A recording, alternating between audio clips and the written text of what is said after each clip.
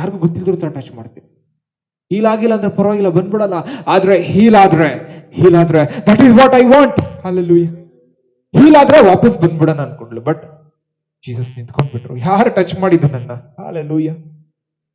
Jesus was knowing there is someone very special who had this rhema, who had this creative word of God. ಅವ್ರಿಗೆ ಗೊತ್ತಾಯ್ತು ಯಾರಿಗೊಬ್ರಿಗೆ, ಆ word ಮುಖಾಂತರವಾಗಿ ಯಾರೋ ಒಬ್ರು heal ಆಗಿದ್ದಾರೆ, ನಾನು ಅವ್ರನ್ನ ನೋಡ್ಬೇಕು. I want to see this great faith.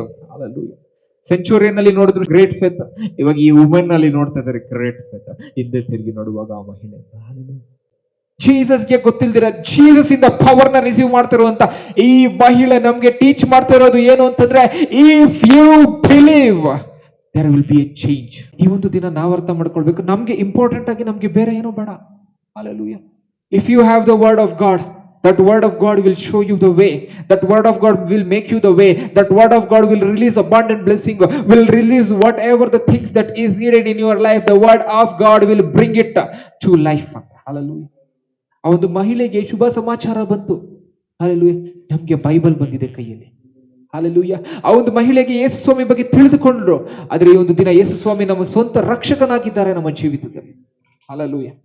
How much more we can receive from God, how much more we can receive the power of God in our life. How much more we can receive healing, how much more we can receive a breakthrough, and receive a miracle, and receive God's power in our lives. Hallelujah. More and more. Hallelujah. Let us not keep any boundaries. Let us not keep limitations for the power of God. Hallelujah.